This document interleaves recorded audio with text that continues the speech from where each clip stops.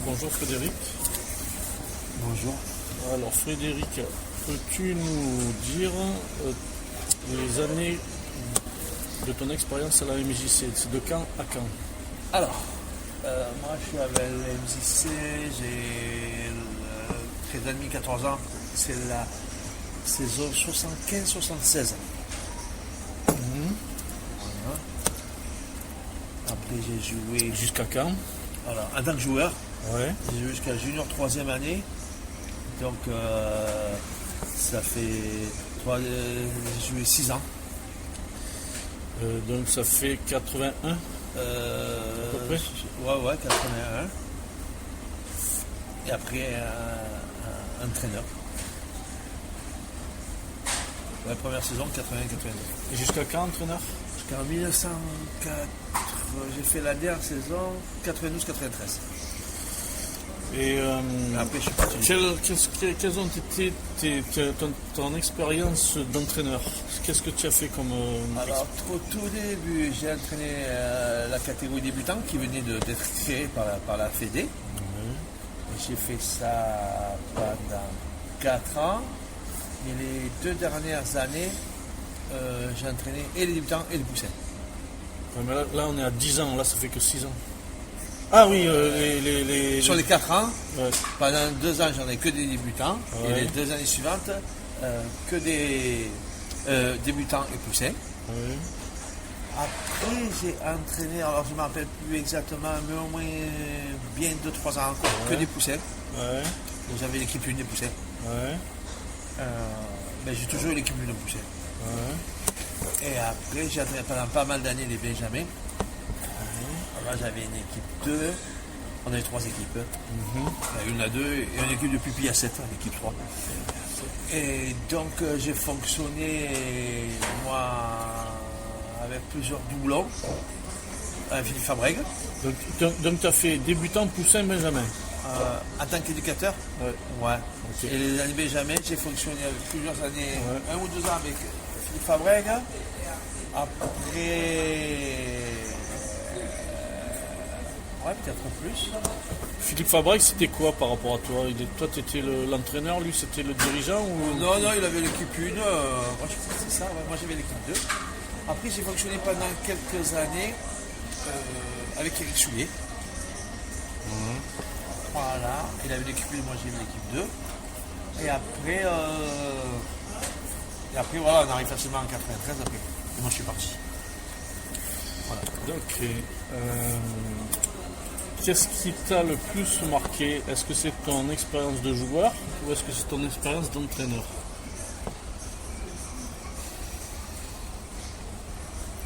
Les deux m'ont marqué, sauf que comme c'est à des âges différents, on n'en retire pas les mêmes choses. Un joueur, quand tu es joueur, tu es uniquement là pour le plaisir de jouer, pour apprendre à jouer, être avec les copains, essayer d'être le meilleur possible. Ça s'arrête là, tu vois. Alors, en tant qu'entraîneur, tu as des responsabilités, tu as des ambitions, tu as des envies d'apprendre, de bien faire. Tu as toujours été bénévole? Non. En tant qu'éducateur, non? Non. Tu as été un peu rémunéré des fois? Oui. Ouais, j'étais rémunéré. On était rémunéré à différents niveaux, en fonction du niveau de l'équipe qu'on avait. Est-ce que tu faisais en double à l'époque avec ton travail ou est-ce que c'était Alors, tes premières expériences professionnelles? Attends, là on est à partir de quand 81. 81, oui.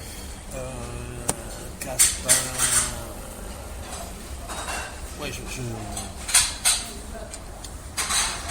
disons dans la période de 81 à 88. Une situation professionnelle très très stable, à tel point qu'à un moment donné, le gouvernement français avait mis en place les contrats SIVP, stage de station à la vie professionnelle. Ouais.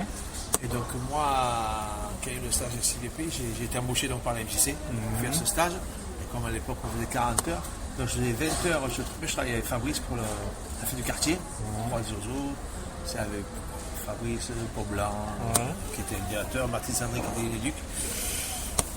et 20h au foot. Voilà.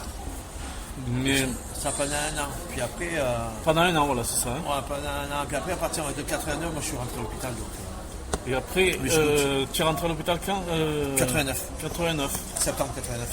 Et tu as passé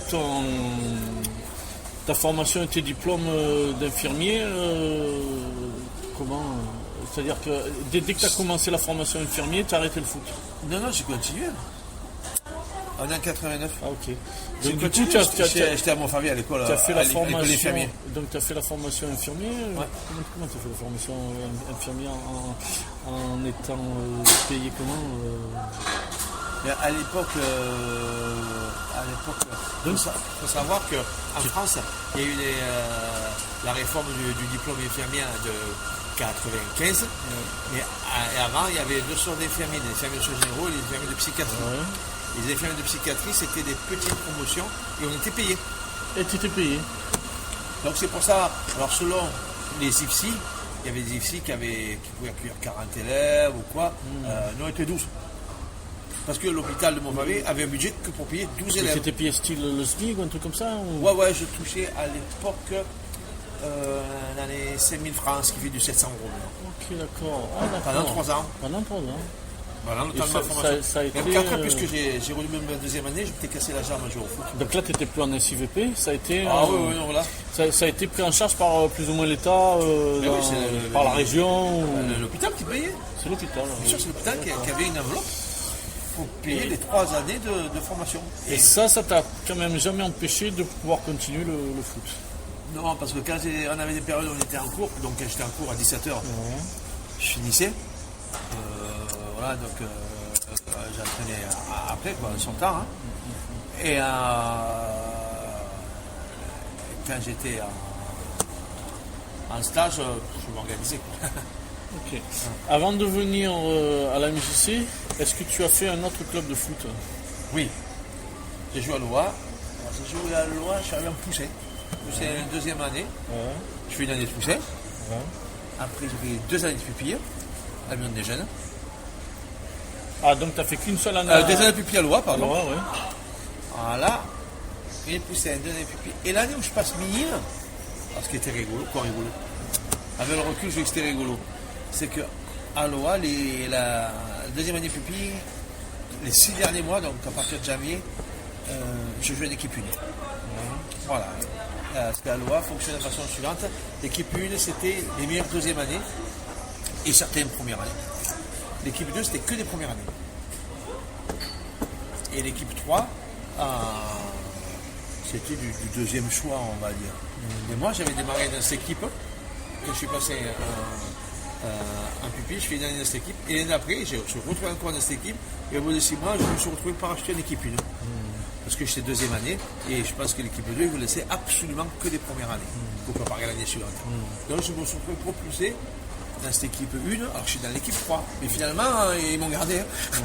Et c'est là que j'ai joué avec Patrice Bèche, Denis Mariette, c'est là que j'ai connu Denis.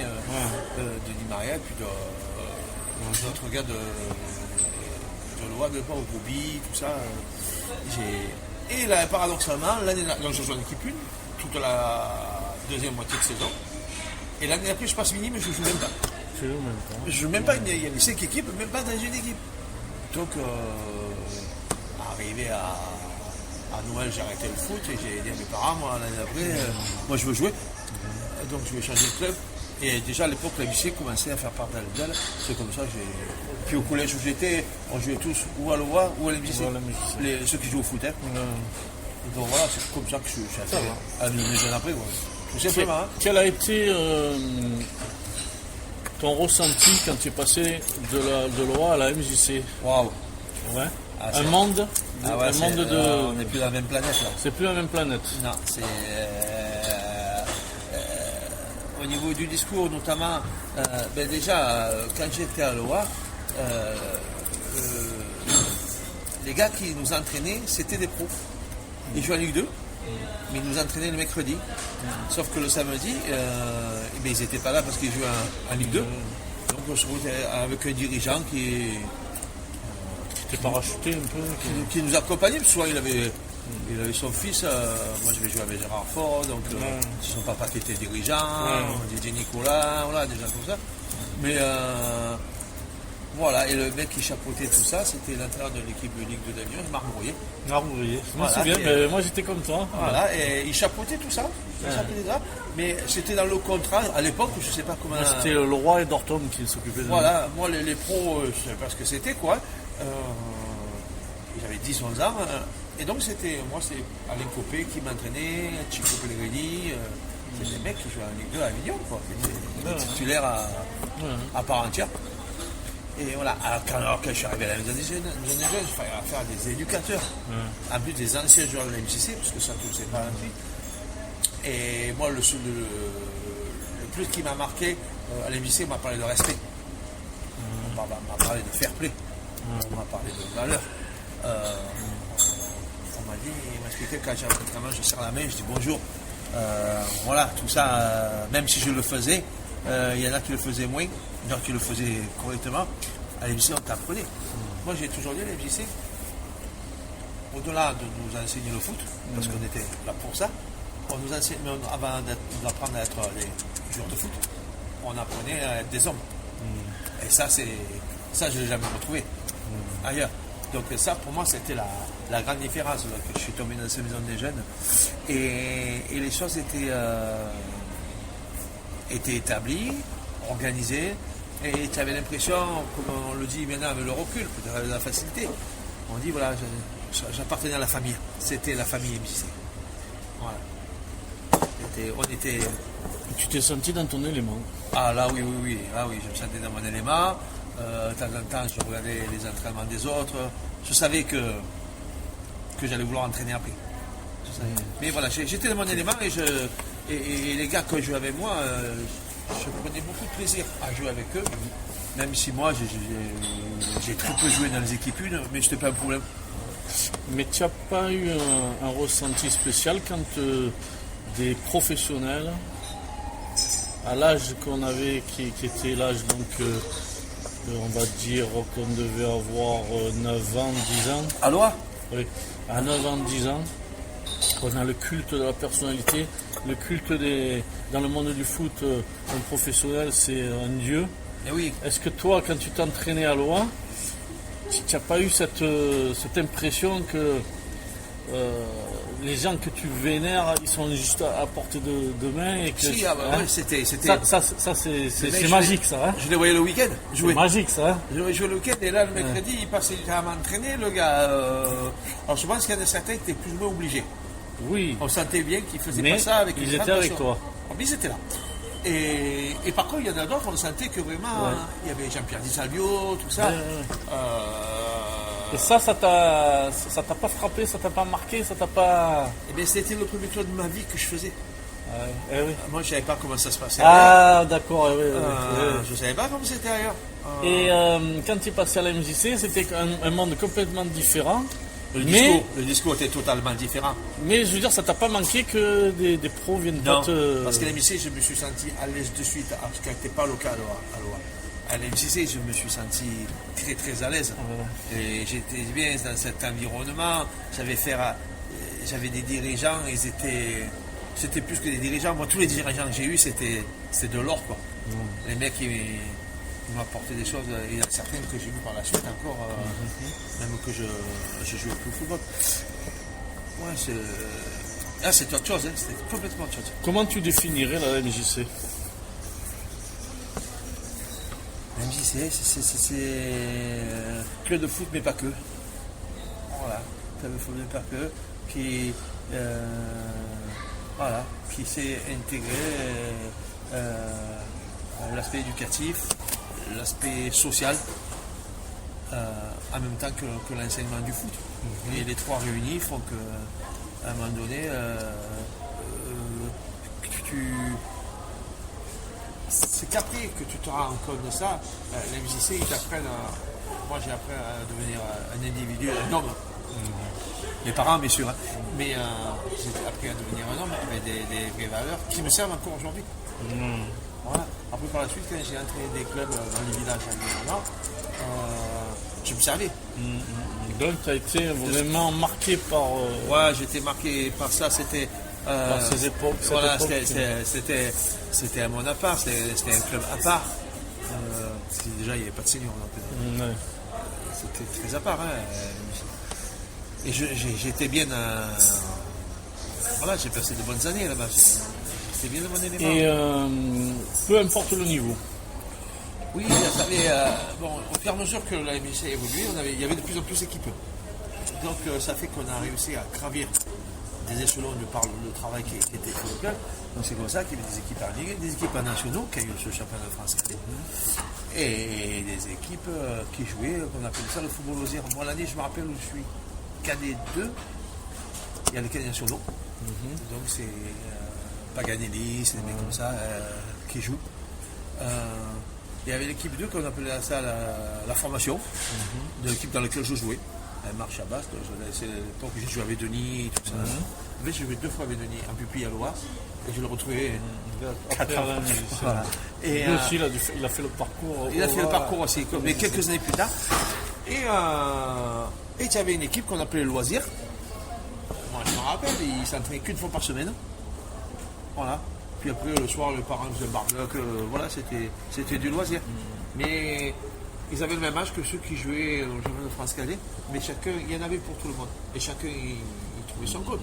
Après, moi, quand j'ai joué, même si j'avais des ambitions comme tout gamin, à un moment donné, je me suis quand même. J'ai été lucide. Et je savais que je ne pouvais pas prétendre à jouer en national ou quoi que ce soit. Mais c'était pas grave, ça. C'était pas grave. Moi, à partir du moment où je prenais du plaisir, j'apprenais des choses au foot, et j'étais bien dans cet élément-là, ça me suffisait. Bien sûr, si j'avais pu faire mieux, c'était bien pour moi. Mais c'était pas la fin du monde pour moi. Par rapport à l'Olympique Avignonnais, tu n'as jamais donc regretté. Aucunement. Mais alors, aucunement. Et